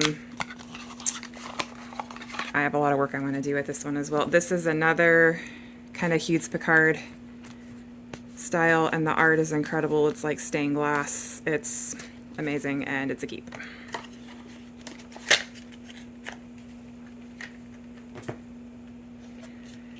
This is a small, just regular mass market edition of the Thoth. I have an intention to do a study of Thoth. I actually have a journal I'm going to create. It's the first deck journal, ironically, that I've ever made. Nothing overly special about this. It's a standard Thoth deck. This is actually, it's a newer deck for me, and it's also the first deck I ever bought in a store. And actually, it's still the only deck I've ever bought in a store, which is incredible considering what you see here. So yeah, keep. Tarot of the Spirit is a maybe, because I think I want to focus on Thoth, and this is the one that I got where I wanted something different, but I didn't want to learn Thoth because it has some parallels, I would say, and there are giant books that go with it. I have one of them out of two. I don't have the Kabbalah one. I have the other one. But I'm not, I don't know. It's a maybe. Standard mass market, Morgan Greer. I did edge mine in multiple colors that kind of appear. But yeah, really, really common. Just, yeah, readily available, and it's a keep. Oh, Divine Doors. These little mini decks, they're still a thing. And I think I wanted this to be a bigger thing than it actually was. That being said, I think I might still use it as a visual prompt. So for now, it's a keep. Flower Petals mini deck by Sherilyn Darcy. This is the same creator as the Oracle of the Roses that I showed earlier. This one is a pass. It just didn't... There are other mini decks I think that would work better for me than this one, and so this one's a pass. But it's really pretty. Mini edition of the Harmonious Tarot. This thing is so cute, but it is a pass. And the only reason it is a pass is because there's so much detail in these cards, and I just want to get the larger version so I can see it better, which I will do eventually. So for now, I will be without this, and this is a pass. And it's low scare veil. Slow Tarot. And I can't believe I'm saying this. It's a pass. The last time I used it, I had a really strong feeling that I just needed to move this on, and that's what I'm going to do. It's beautiful, it's stunning, and there's lots of videos about this deck on YouTube. But for me, it's a pass, so I'm moving it on. And the artist is Lacey Bryant. Crow Tarot by MJ Cullinane, same creator as the Urban Crow Tarot that I showed you earlier. And this is also a pass. And I think the reason, it's an animal deck, and I thought that because it was all one animal, that I would be okay with it.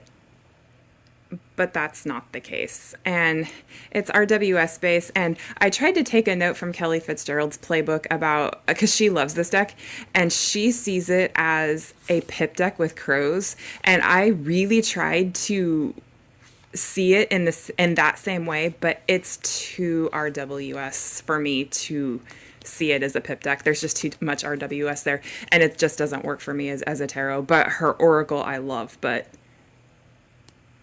yeah, Crow Tarot's a pass. That's crazy. And that was one of my first decks, so I'm actually kind of surprised that it's going, but yeah, it's a pass. Next up, I'll grab a few here.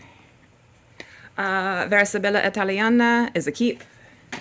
Sibylla's on my kind of intention list for next year. Maybe Lenormand. This was my first Lenormand, and it's an extended deck. There's more than just the traditional 36 cards.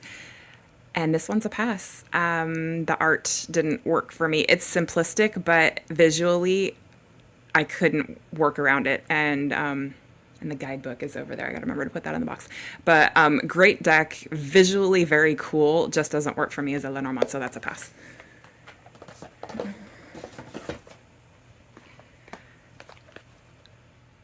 Power of Surrender cards is a maybe.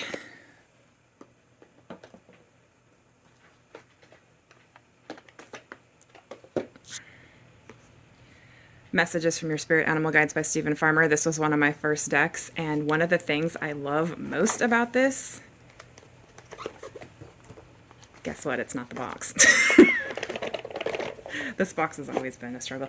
But the box is also, like the cards, the box is textured. And it's linen-y like the cards. That being said, and I love Stephen Farmer. I love his writing. I love his work. But I have a lot of animal decks, and for me, this one isn't filling a need. At this point in time, so I can't believe I'm saying this because I love this deck so much for so long, but it's a pass. And this is Hay House. Hero's Journey Dream Oracle. I really tried to get on with this deck, and I couldn't, and it's a pass. And this is it Blue Angel? It is Blue Angel. Yep, pass. I am running out of room in my pass box, which is not surprising, but almost kind of relieved. Is that a good thing? I don't know. Maybe. Quantum Oracle, Sandra Ann Taylor. This is a Hay House deck. The concept of this deck is so cool, and I wanted to love it so much, but I could not get past the art. It's very super hyper realistic. It just, I couldn't do it. I did like, yeah, I can't do it. It's the art. It's the concept is great. It has suits. It has its own little system. It's really fascinating, but visually, nope, couldn't do it. It's a pass. Mind Body Makeover cards. I think this one might be out of print as well. This is also Hay House, but I didn't see it on their site the last time I looked.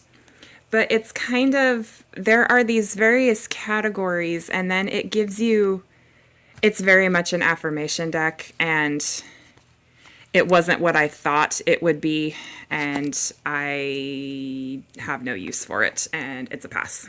But if you're into affirmation decks, I think this would be a really fabulous one. It's just not an approach for me at this point, and I don't know if it ever will be. It's Mona Lisa Schultz. Pass. Wild Offering Orca by Tasha Silver. This is beautiful. It's got simple keywords. But I went through like my simple keyword decks, and I have almost all of these words in other decks, and I'm not overly fond of all of the extra text. The art is beautiful, but it's just not for me at this anymore. So it is a pass. It is also Hay House. Native Spirit Oracle cards. I was on a Denise Lynn kick. Sacred Destiny was my first deck of hers, and it kind of spoiled me. And so I kind of got a bunch of stuff by Denise Lynn. And I think Sacred Destiny is just kind of a special exception. But I do like her writing, and I think I might need to spend some time with her books versus her decks. So Native Spirit by Denise Lynn, published by Hay House, is a pass. Making progress. These three I'm going to try to show all at once because they're ridiculously special. So we have on the left is these are all Il Meneghello. On the left is the Minciati. It's kind of that tarot plus zodiac plus a few other cards. In the middle is the Vachetta, and on the right is the Visconti. Is that the Sforza? Yes. These decks were gifted to me. They were all gifted to me all at once by one person who is an incredible human being and just decided she wanted to send these to me, and I was so touched. And they're all Il Meneghello, and I love them all, and they're never leaving, and they're all keeps. So if you watch this, the person who gave this to me, you know who you are. I love you. Those are all keeps. Fenestra Tarot, US Games. This was one of my first decks. Ended up not getting on with it. It is a pass. Saints and Mystics reading cards. I loved the concept of this, but the detail is beautiful, and this is a really nice little book, but the depictions of the people, like I even rebanded it. I think I put an order in preparation for selling, so I'm not actually going to take it out, but the depictions of the people, it's too modern. Visually it's just kind of a disconnect for me, so I am moving this on, but I love the concept. And I actually really like Andreas and Grecia's writing, but this deck just didn't work. It's a pass. My Cariel Visconti. This is not a reading deck. It is a study deck. I keep it for study purposes, and also the cards are oh yeah, this is like a alligator mouth box. The cards are ginormous. Here is my hand, and there are the cards. It's a huge deck, but it's great for visual inspection, and it's a study deck, and it's a keep. Okay. The Lo Scarabeo version of the Tarocco Sopofino, this is part of their limited edition series.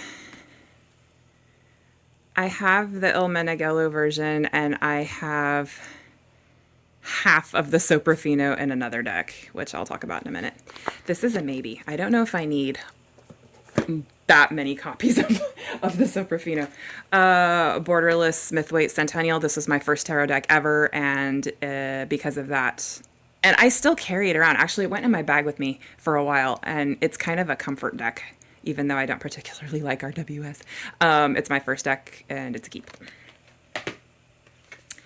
New Palladini. I have a thing for David Palladini. His art, it's a thing. I love it. He's also the creator of the Aquarian Tarot, but I like this one more. I'd like to trim it and edge it, but I like the colors. It's an earthier, richer, more gem jewel toned color palette, and that's just so cool. And I like this one actually better than the Aquarian, and it's a keep. And it's US Games. The Czech Tarot of Lesenek, or the Lesenekův Tarot. This deck was recommended to me by a person in one of the Facebook groups that I was a part of. I don't think I'm a part of that group anymore, but I'm really glad I was at that particular time. It's getting shadowy. Okay. There is worth inspiration in the majors. Let's see, the majors all have this darker highlighting. It's very different. Lesenek, I believe, if I remember correctly, was actually a student of Worth's and took inspiration for these cards from studies with him. And there's hardly any information about this deck. And this is available. This is technically mass market. It's by Trigon. And they are based in the Czech Republic. They have, at least the last time I checked, put out an edition with an English guidebook, because the little white book that I have is all in Czech, and I would love to get my hands on the English guidebook. And I actually emailed the company, and the representative said they didn't have any spares, but to check back later, and I never did. So I think I'm going to email them. And this cardstock is like waxy, and it's really great, and I love this deck. And it's one I don't hear about hardly at all.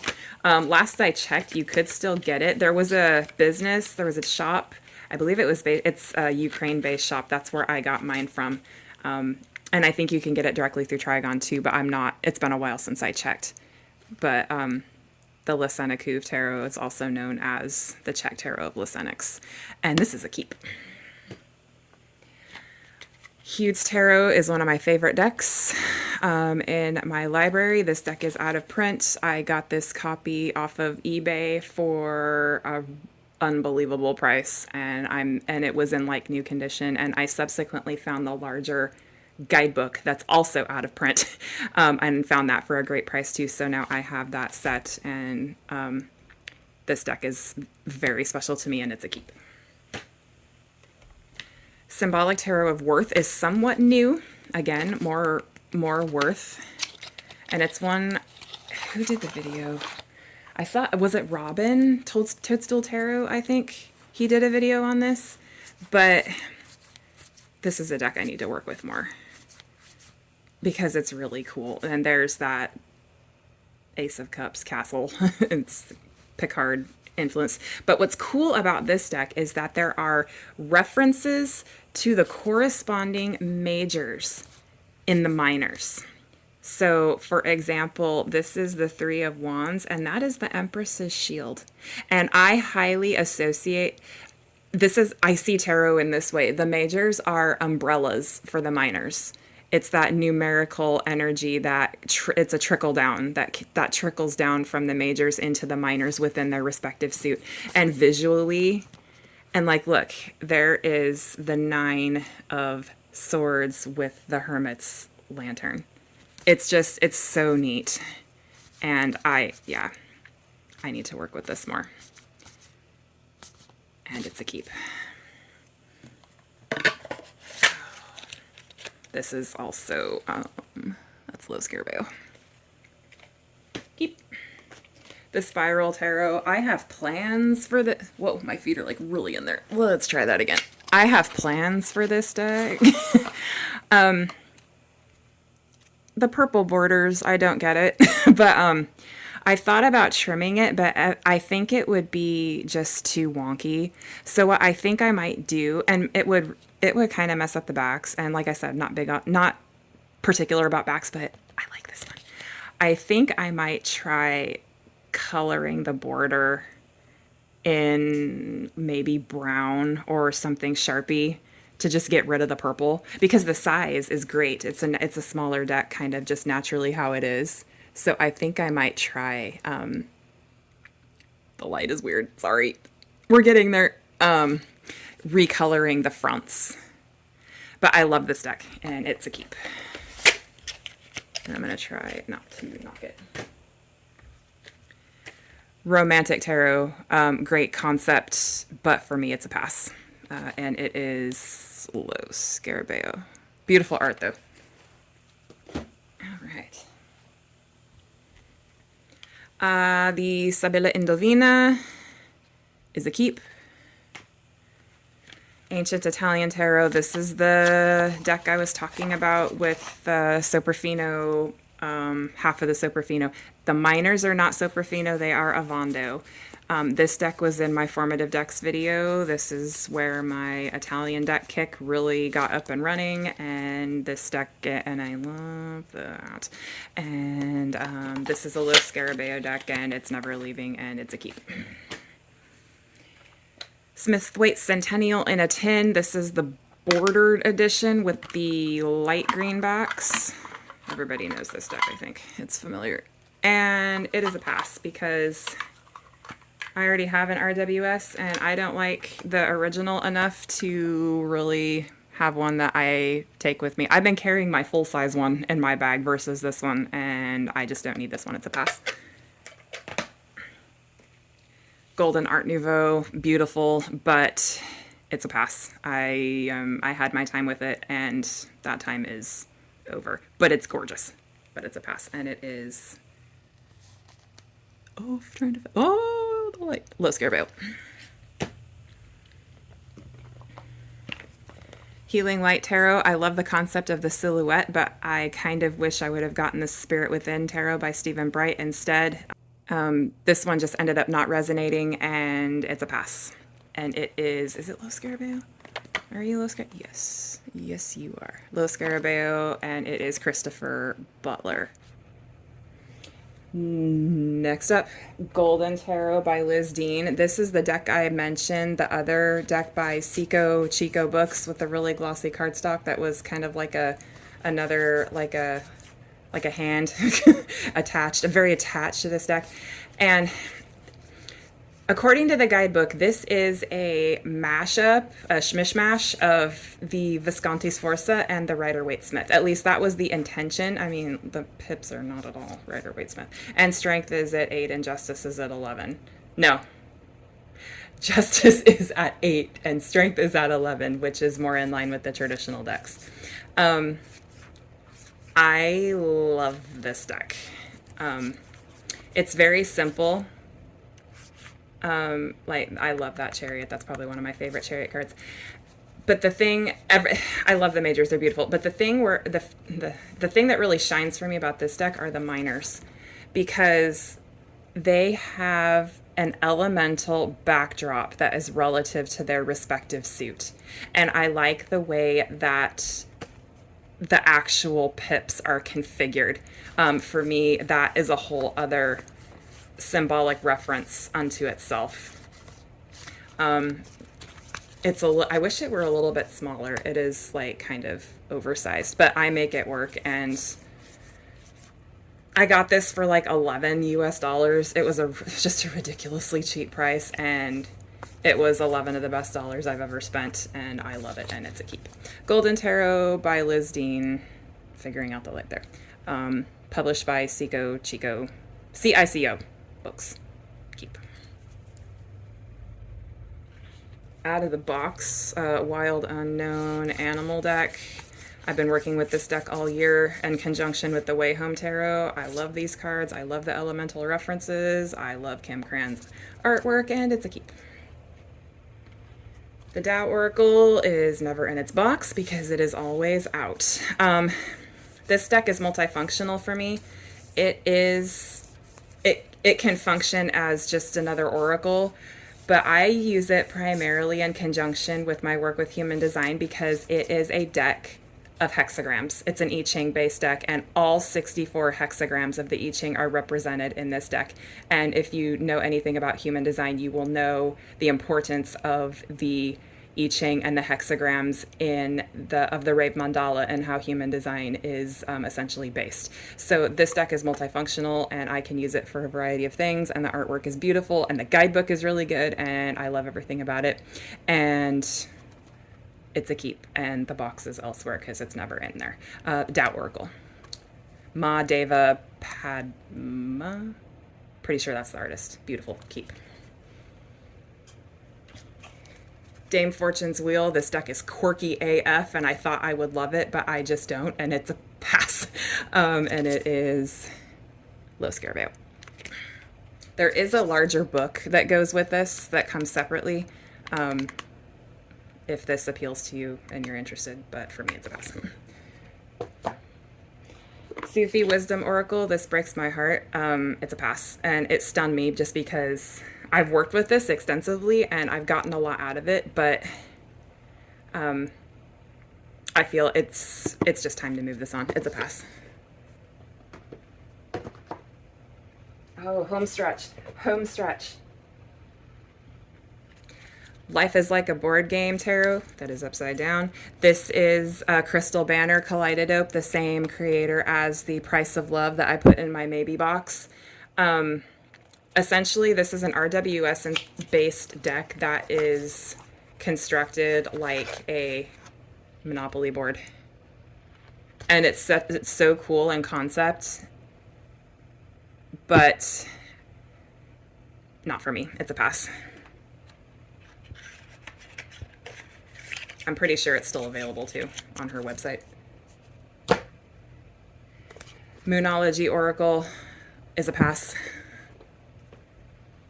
Oracle of E, very quirky as well, and for me it's a pass. Sacred Traveler, another example of how I got a lot of Denise Linn's stuff, but realized Sacred Destiny was just it for me, and I just can't get a whole lot actually out of this one. The art is lovely and it's cute. And I've seen people trim this down to get rid of the text and just use the artwork, but I'm not invested in it enough to do that, so this is a pass. And it is Hay House. Philarcos Tarot. I don't think I've ever had... You know how sometimes you see certain things, you come across certain things, and you have a visceral reaction? That was me with this deck. The creator is Carmen Sorrenti. Last I checked, this is still available. I watched a walkthrough of these cards. Okay. Not going to do the same thing that I did with the Elemental Power Tarot. I watched a walkthrough of this deck just out of curiosity, and that tower is awesome. And when they got, I don't even remember whose channel I watched because it was a while ago. When they got to the Justice card, I paused the video and stared at it for probably 20 minutes. The figure in this card is my face and my aunt's face put together. It's if you saw the two of us next to each other and our features would be kind of mishmashed, this is what we would look like. I had a very strong feeling of feminine ancestral energy when I saw this card. And it's kind of silly to say, oh, I bought a deck for one card. And I actually didn't because they're all amazing. But this card, I needed this because of this card. And it's been very profound. This is a very ancestor based deck for me. And it is an absolute keep.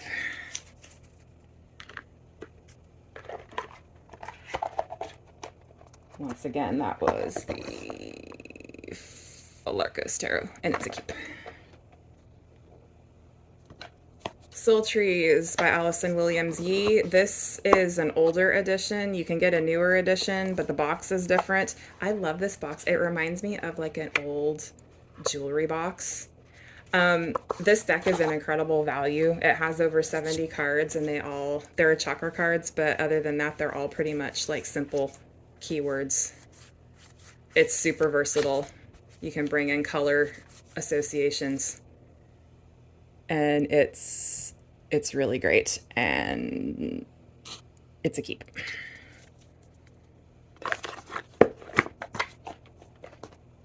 The Lima Tarot Lo Scarabeo. This is relatively new. I'm still getting to know it. It's a keep. Rainbow Kipper. This is the only Kipper deck I have, and I intend to learn Kipper as a system, or at least get myself acquainted with it, so that is a keep.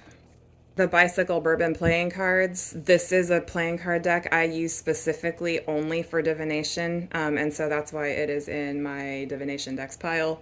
I've been using it to work with Stephen Ball's system, which is really fascinating, and it reminds me a bit of Marseille kind of in approach, and I really appreciate that. And so I'm picking at this really slowly and at my leisure, and so I've been using this deck to work with his system, so that's a keep. Sixth Sense Connection Oracle cards by Anne Marie McCormick. I essentially bought this deck because I saw it on Amazon. I had never heard of it, and I'm extremely nosy. And so I bought it just to see. And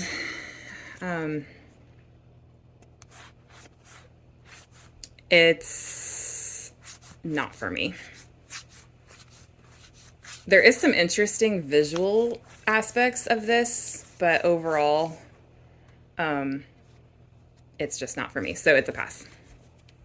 And it's one that I don't often hear about. I think there are a couple of walkthroughs online now, but if you're interested, there's the box once again. Sixth Sense Connection cards by Anne Marie McCormick, and it is a pass. Wisdom of the Hidden Realm, earlier Colette Baron Reed deck. I bought this at the same time as my first copy of Wisdom of the Oracle and the Wisdom of Avalon, and I love the other two. I do not like this one. It is a pass. It is also Hay House. Oh my gosh, are we at the last pile? Oh, we are. Last tower. Okay. And this will be quick because I'm not going to show these in depth. They're all, I think, relatively well known. Enchanted Map. This is the earlier edition that has the borders, and I thought about getting the borderless edition and actually decided I like the borders because it fits with the theme for me, and I love this deck. It's a fabulous work related deck for me, and it is a keep. Soul's Journey lesson cards. This deck has gotten me through some tough times, and it's a keep. Carolyn Miss Archetypes decks. I have a thing for Archetypes decks. I mentioned that earlier. And I also want to do some work with her books. She has some books that I would like to kind of sink my teeth into, and I'm keeping this deck. Keep. Power Animal Oracle cards. This is also Stephen Farmer, and I like this one more than the messages from your animal spirit guides. And I decided I would keep one, and I like this one more, and I'm keeping it. That's a keep. Self-Care cards by Cheryl Richardson. I think this is out of print, or was this the one that there's like a reissue, but it's completely different art, but I think it's her. It's her I think it's her name on it. I'm not entirely sure, but this is a great simple keyword deck, and it's a keep. Grace cards, same thing. Great simple. This one might be out of print too. I don't remember seeing it on Hay House's site the last time I looked, but yeah, kind of the same thing as the other one. It's a keep. Wisdom for Healing cards. This is Carolyn Miss as well, and I think this one is also out of print. These are all Hay House. This is kind of like the answer is simple. I don't use that the lesson. I use the advice on the front, and it's spot on for me always. And that is the Wisdom for Healing by Carolyn Miss. That is a keep. Secrets of the Mystic Grove. I love this deck for journaling. It's kind of like the Universal Folk in that way for me, and there are actually some really great journaling prompts in the guidebook. This is a US Games deck. It is not Hay House, but I love this deck. I love the art, and it's a keep. Soul Coaching Oracle cards. This is another Denise Lynn, and this is one that I love, and I'm keeping it. Is this the last one? I think this is the last one. The Empathic Oracle by Michelle. I can never remember her last name. Michelle Matuzas, and Steve Wilson. Same creator, I believe, as the Shaman's. Oh, it's a shaman. It's a shaman based deck, and I can't ever remember what the name is, but I think it's got the glossy cardstock. This one is a. Who's the publisher on this?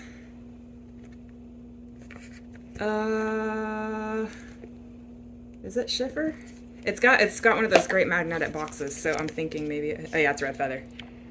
Red Feather. I did a lot of work with this deck at the end of last year, and it was very empowering, and this is a keep.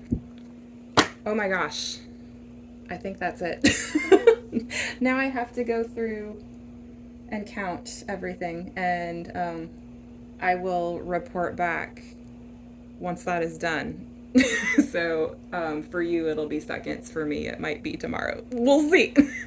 Okay, I'll be back soon. And it's the next day. I ran out of light and energy yesterday, so I called it quits and kind of temporarily packed everything up. All of my keep stuff went back to its home, and so now all that's out are the decks in the maybe box and my pass pile. So right now, I had to get a new maybe box because my other one like literally disintegrated after I picked it up, but I forgot I had this just kind of simple fabric bin, and it's got little compartments in it, which is really cool, and I'm making use of those for this purpose. So really quickly, I want to go through these and decide what's going to stay and what's going to go, and it's going to be easy, I think, after I just let it settle for a while and walked away, and I came back to it and I just looked at them just at a glance this morning. I think I pretty much have solidified my decision on all of them. So let's do this and we'll see how fast I can go. Lo Scarabeo limited edition Soprafino is a pass. I don't need it. Price of Love Oracle by Crystal Banner of Collided Ope is a pass. Messages from the Light Meditation deck is a keep. Power of Surrender cards is a pass. Tarot of the Spirit, I can't let go of this one yet. It's a keep. So from my maybe box of 5, I am passing 3 and keeping 2. So that's that part done. Side note, I found my bag for my Materia Prima deck, and it made me so happy. And now the deck is snug as a bug in its home and back in the bin.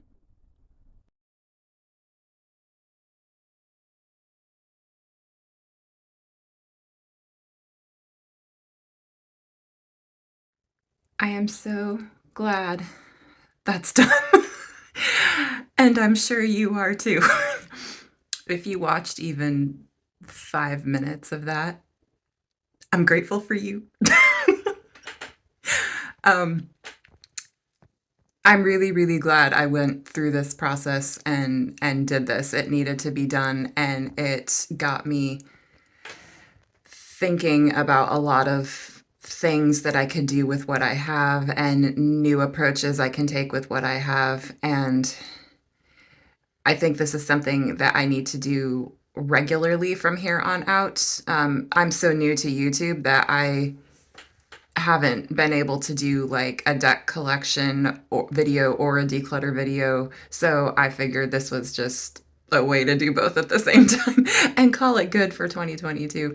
But next year, maybe I'll do something either seasonally or maybe every 6 months, just depending on what I brought in and where I'm at in my life and my practice, and play it by, or maybe just do it whenever I feel I need to do it, and make that work.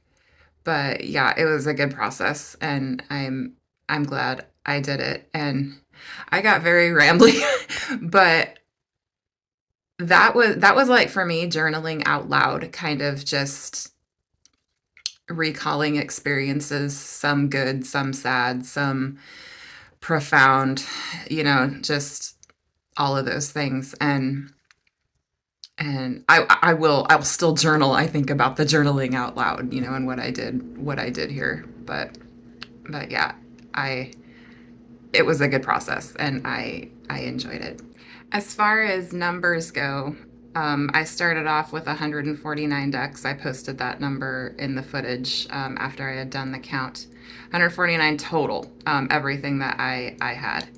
And by the time I counted everything and sorted everything, in my initial keep, I had 112 out of 149 that were automatic keeps, and they went back where they belong. I had 5 maybes, which you saw in my maybe box, and then I had 32 passes, which you also saw in my pass box. After going through the maybe box, of which there were 5, I decided to keep 2 and pass 3. So that brought my total keep up to 114, and my total pass to 35 because I added 3. So right now I have 114 that still remain as part of my library, and that includes the MIA Lenormand that I still haven't found. I was really hoping I would find that, like I found the Materia Prima bag, but no, that didn't happen. I'll find it when I'm meant to find it. I'm not worried about it. But that total number includes that deck. And also, any decks I combined, I counted each as separate because technically they are separate. But I think I only have one deck that has an expansion because I don't have the Spacious Tarot expansion pack yet. I want it, but I don't have it yet. But the Crow Tarot expansion pack, I counted that as part of the deck. I don't know. It just seemed they go together. It just seemed like it's a single deck to me now. So I counted that as one, and any decks I combined, which I think at this point are only my Animal Allies 1 and 2. I think those are the only combined decks I have. I counted each of those separately. So that number came to 114 that remain, and 35 are going, and that total is 149 that I started with. So that's that. Um, I'm passing a few more than I thought, and I'm glad I did it this way, because had I done more of a kind of a methodical categorization, I don't think I would have come to the same conclusion as I did by doing it this way.